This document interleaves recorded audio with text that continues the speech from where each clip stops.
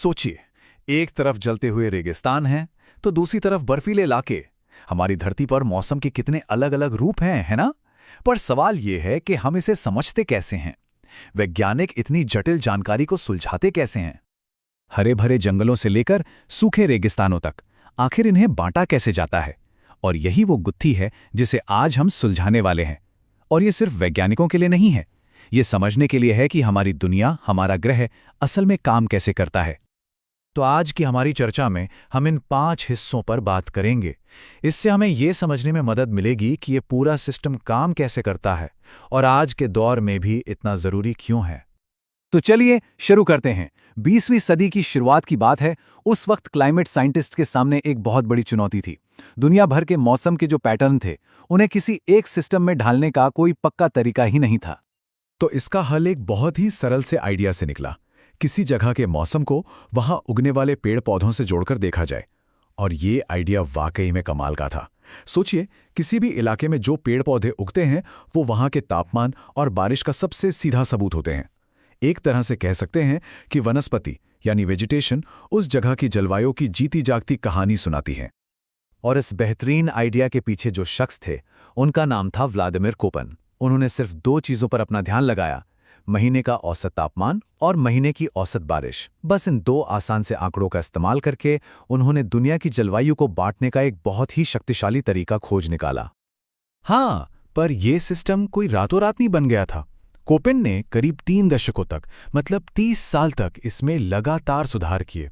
वो इसे और बेहतर बनाते रहे, जिससे समय के साथ ये और भी सटीक और काम का बनता चला गया। तो ठीक है, आइडिया तो बहुत अच्छा था, पर इससे एक प्रैक्टिकल इस्तेमाल किए जाने वाले सिस्टम में बदला कैसे गया? चलिए अब इसे ही समझते हैं। ये पूरा सिस्टम ना 3 बहुत ही आसान स्टेप्स में काम करता है।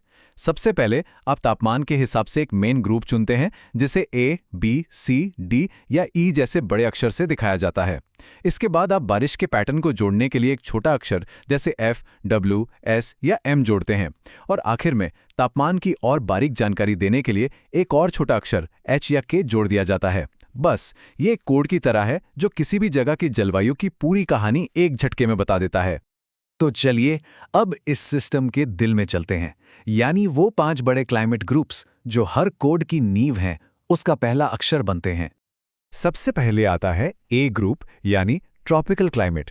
इन इलाकों की पहचान है कि यहाँ हमेशा गर्मी रहती है। सोचिए, सबसे ठंडे महीने में भी तापमान 18 डिग्री सेल्सियस से नीचे जाता ही नहीं। मतलब यहाँ सही मायनों में कोई सर्दी होती ही नहीं है। अगला है बी ग्रुप, यानी शुष्क या ड्राई क्लाइमेट। यहाँ की खासियत तापमान नहीं बल्कि पानी की कमी है। इन इलाकों में नमी इतनी कम होती है कि बड़े पेड़ पौधे ठीक से पनप ही नहीं पाते। फिर आता है सी ग्रुप, यानी टेम्परेट क्लाइमेट। ये वो इलाके हैं जहां सर्दियां तो होती हैं पर बहुत ज्यादा कड़ाके की नहीं पड़ती। मतलब ये ना तो ट्रॉपिकल इलाकों की तरह साल भर गर्म रहते हैं और ना ही ध्रुवीय इलाकों की तरह बर्फीले। अब है डी ग्रुप, यानी कॉन्टिनेंटल क्लाइमेट। इसकी खासियत है तापमान में बहुत ज्यादा उतार चढ़ाव। यहाँ सर्दियां बहुत ठंडी और लंबी होती हैं, जबकि गर्मियां काफी गर्म हो सकती हैं। ये क्लाइमेट अक्सर बड़े बड़े महाद्वीपों के अंदरूनी हिस्सों में मिलता है। और आखिर में है ई ग्रुप, पोलर क्लाइमेट। यहाँ इतनी ज्यादा ठंड पड़ती है कि सबसे गर्म महीने में भी पारा 10 डिग्री सेल्सियस को पार नहीं कर पाता। इसका सीधा सा मतलब यह है कि यहाँ इतनी गर्मी कभी होती ही नहीं कि पेड़ उग सकें। तो हमने इन सभी कैटेगरीज को थियरी में तो समझ लिया। अब चलिए इसे असल दुनिया में लागू करके देखते हैं।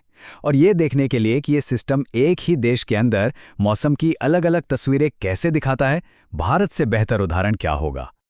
ये है भारत का कोपेन क्लाइमेट क्लासिफिकेशन मैप। और इसे देखकर ही पता चलता है कि यहाँ जलवायु में कितनी ज्यादा विविधता है।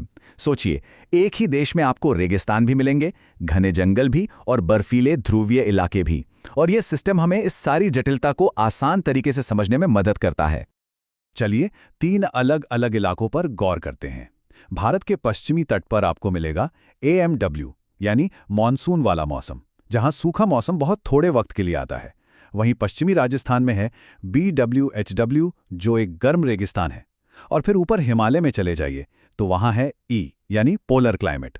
ये कोड सिस्टम हमें तुरंत ये समझने में मदद करता है कि हर एक इलाके की अपनी एक अलग जलवायु कहानी है।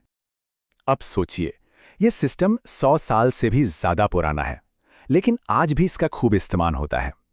तो सवाल उठता है कि इसकी खासियतें क्या हैं और इसकी कमियां क्या हैं। देखिए, कोई भी सिस्टम परफेक्ट नहीं होता। कोपेन सिस्टम की खूबियां तो साफ हैं। ये पहला ऐसा सिस्टम था जिसमें तापमान और बारिश दोनों को आधार बनाया गया, और इसके जो सिंबल हैं वो इसे इस्तेमाल करने में बहुत आसान बना देते हैं। लेकिन इसकी कुछ सीमाएं भी हैं। ये सिस्टम अनुभव पर आधारित है। इसका मतलब यह है कि ये जलवायु के कारणों को नहीं देखता, जैसे हवा का दबाव या हवाएं, बल्कि उसके नतीजों को देखता है, यानी तापमान और बारिश। इसी वजह से कभी-कभी दो जलवायु क्षेत्रों के बीच की जो लाइन होती है वो थोड़ी धुंधली सी लगती है। और ये सब हमें एक आखिरी और बहुत ज़रूरी सवाल पर लाकर खड़ा करता है। कोपेन में हमें 20वीं सदी की जलवायु को समझने का एक जरिया दिया, पर आज जब हमारी दुनिया तेजी से बदल रही है तो 21वीं सदी में ये नक्शा कैसा दिखेगा? जो नक्शा हम आज देख रहे हैं, क्या वो भविष्य में भी ऐसा ही रहेगा? ये एक ऐसा सवाल है जिसका जवाब हम सब मिलकर लिखेंगे।